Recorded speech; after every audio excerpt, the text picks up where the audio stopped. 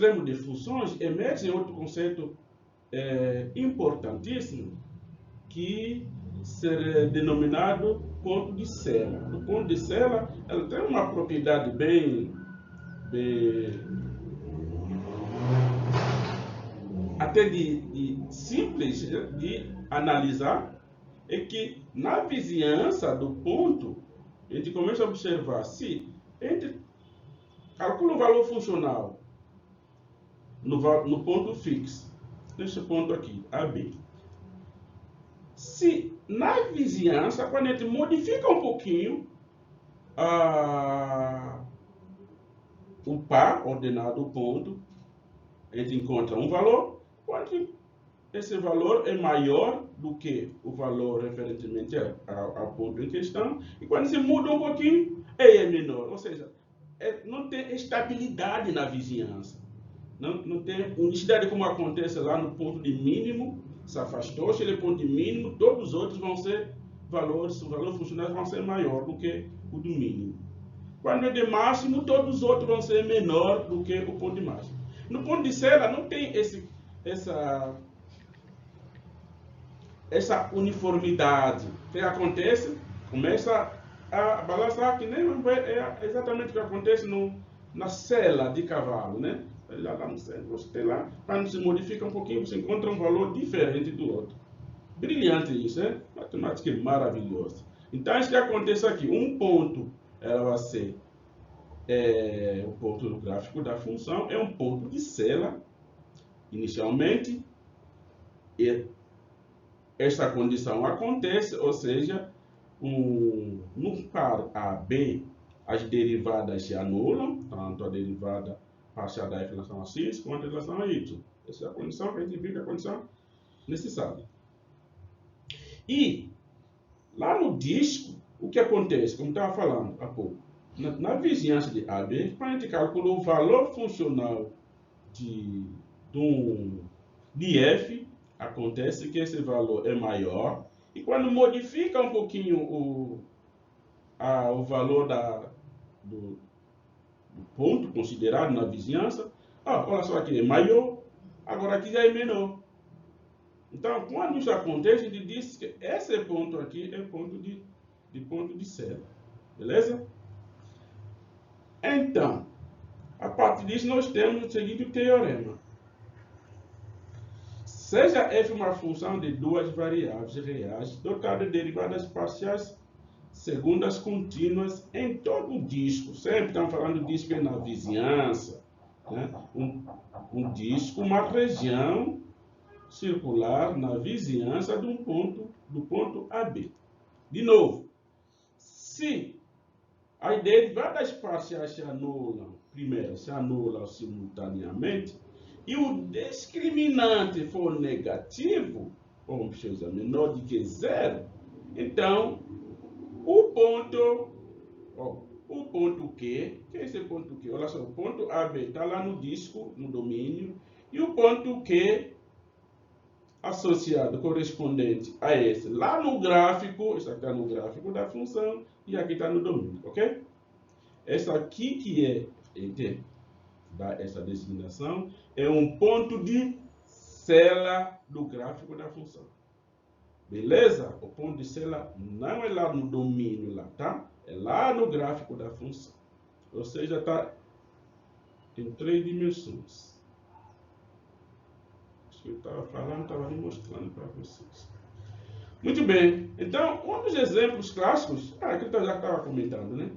Um dos exemplos clássicos, quando a gente observa e analisa hiperboloide, hiperbólico, que vocês viram também na geometria analítica. Estão vendo como a geometria analítica ela alimenta, sempre insisto a falar isso, alimenta bastante os conceitos de cálculo diferencial, seja integral, ok?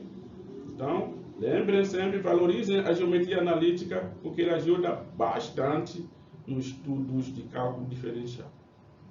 Bom, olha só, observe então falando aqui no registro gráfico, tem aqui um ponto, se a gente calcular o valor bem na vizinhança, o valor fica aqui embaixo. Aqui, se a gente olhar nesse traço, por exemplo, todos os valores funcionários vão ficar abaixo daquele lá. Se a gente olhar esse traço aqui, nesse traço, dado o valor que a gente for calculando, lá na vizinhança, cujo ponto está aqui, ele vai superar o ponto lá, o ponto que é o ponto de cela. Então esse ponto não é nem de máximo e nem ele nem de máximo e nem de mínimo. Logo é ponto de cela. Ok, pessoal? Avançando. Isso aí caracteriza. Observa que nós temos várias informações importantes relativamente ao estudo extremo de funções. Então, você tem que lembrar, você está em casa, quando está em casa, estudar o tempo todo.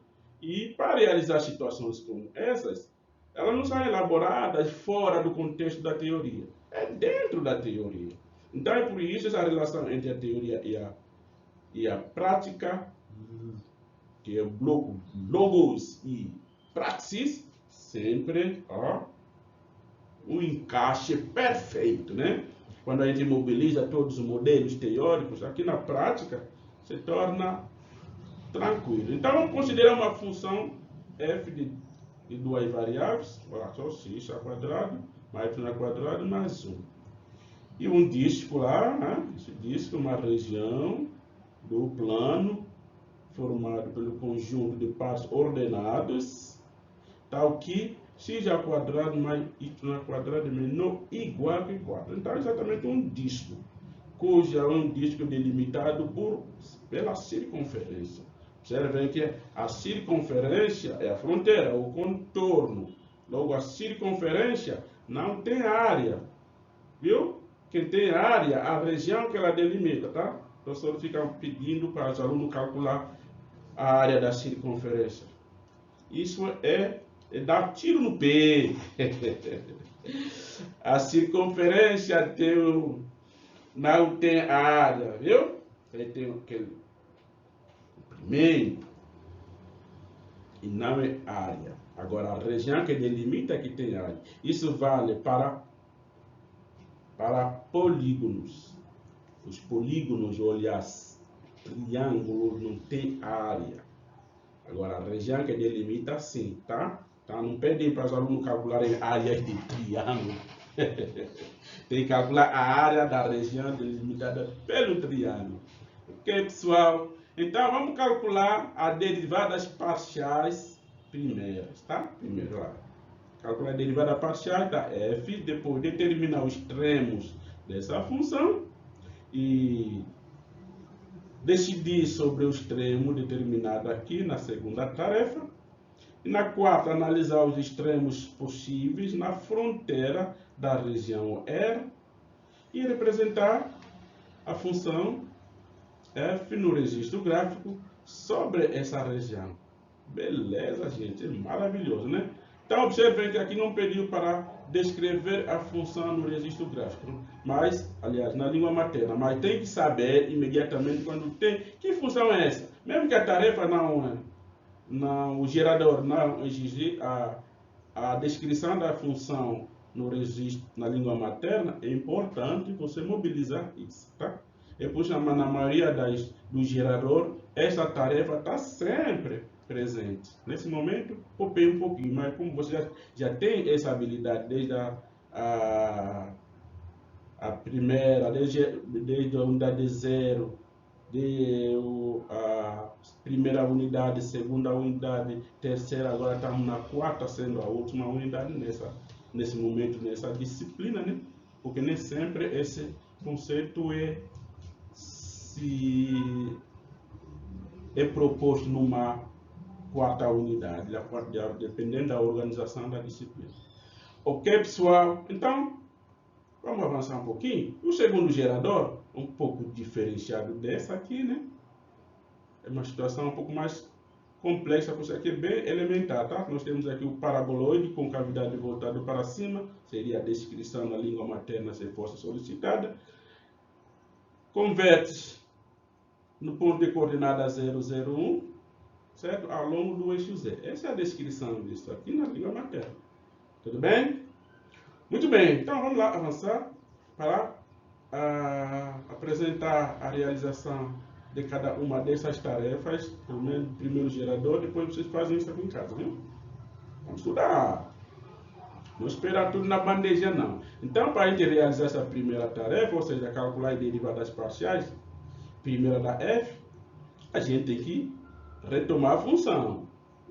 E depois determinar as derivadas parciais, ou seja, aplicar essa notação ou a outra notação, as outras notações que a gente estudou. Mas isso aqui é a mais leve possível, né?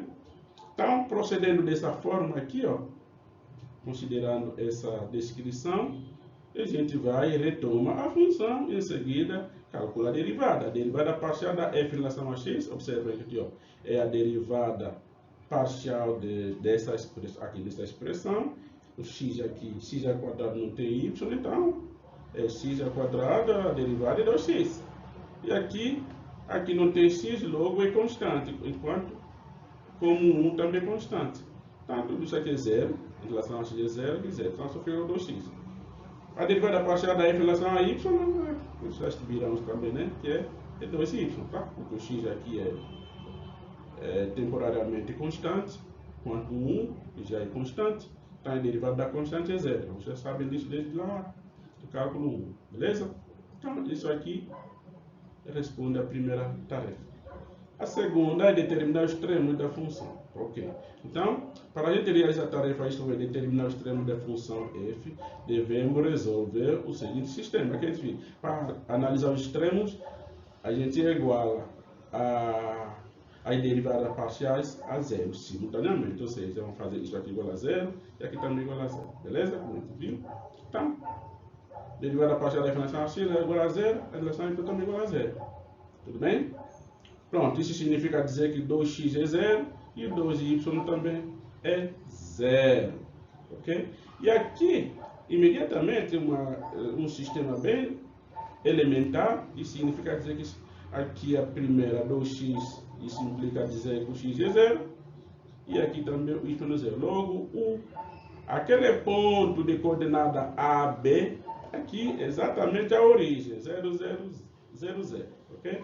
Então, o par ordenado que nós temos aqui é 0, 0. E aqui, observe que quando a gente calcular o valor funcional, a gente tem exatamente z igual a 1. Logo, o ponto de coordenada 0, 0, 1, ela é um ponto extremo da função. E aqui, como na descrição da língua materna, inclusive, já deu a resposta também dessa situação, que é ponto de mínimo.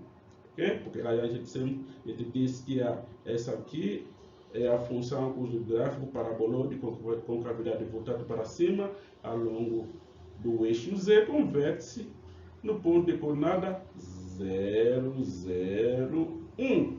Beleza? Então a língua materna não mente. Ela reforça o que a gente mobiliza no registro algébrico, assim como veremos no registro gráfico, tá bom? Na terceira tarefa é decidir sobre os extremos. Esse extremo, vamos decidir esse ponto de máximo e mínimo. Mas a gente já viu na descrição, já nos remete a ponto de mínimo. Tá, então, decidir sobre os extremos determinados na realização da T2. Devemos analisar os referidos extremos. Para a gente decidir, tem que analisar extremos. Ora, a resolução da T2 indica apenas um extremo, ok? Assim, devemos decidir se esse extremo é máximo ou mínimo. Bom, essa é para reforçar, porque nem todas as situações que a gente vai conseguir visualizar isso facilmente, tá? Essa descrição a gente já deu e a gente chegou à conclusão que o ponto de coordenada 001 é ponto de mínimo, beleza? Muito bem, mínimo local. E aí, gente, nessa quarta tarefa, é analisar esse extremo aqui, ó. Lá no extremo, lá na região R, a gente olha agora na fronteira. O que acontece com a função na fronteira? Na fronteira, o que acontece? Na fronteira, o disco aqui, o x ao quadrado mais y ao quadrado menor ou igual a zero, como a gente já falou, é uma região circular. Tá bom? Essa inequação. E aí, a gente observa aqui, ó,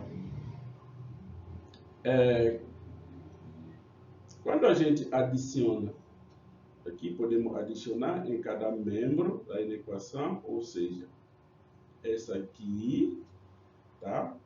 Temos aqui, ó, para eliminar exatamente o 1 no primeiro membro, então vamos ficar com, daqui, ó, né? Adiciona menos 1,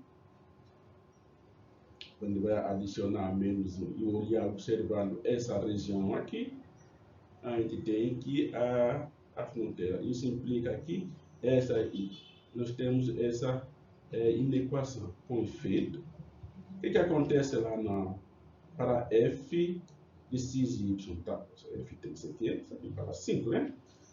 Então, para todo par localizado na fronteira dessa região. Em outras palavras, os valores funcionais localizados na circunferência de raio 2, aqui, ó, na circunferência, lá na fronteira, quando está falando x ao quadrado mais y igual a 4, aí tem uma circunferência. E x ao quadrado mais y ao quadrado menor igual a isso, é distinto, bom? Então, todos os valores contínuos lá nós temos que sempre vai dar 5. Tudo bem? Para cá. X ao quadrado, mais ao quadrado, 5. Tudo bem? Para o par também. Está olhando lá nos extremos. Lá está olhando aqui, ó. X, 0, 2. E aqui, calcular o valor funcional, dá 5. Para 2, 0, dá 5. Ok? Muito bem. Então, a última solicita para representar no registro gráfico. Aí nós podemos utilizar o ambiente computacional, GeoGebra, essa que maravilha, né? Então, observe que aqui na fronteira, o valor funcional bate exatamente lá, no máximo. Então, aqui é o 5 lá, tá vendo? Até o GeoGebra nos indica, né? O 5. Isso é maravilhoso. Vocês têm aqui esse link, essa representação está disponível. Então, vocês podem explorar essa tecnologia que está à vossa disposição sempre que for necessário, ok? Sucesso para vocês e bom estudo. Faz as tarefas do outro gerador, viu? Não cruza esse braço não, vamos estudar, seguir em frente. Sucesso e bons estudos para vocês. Até a próxima.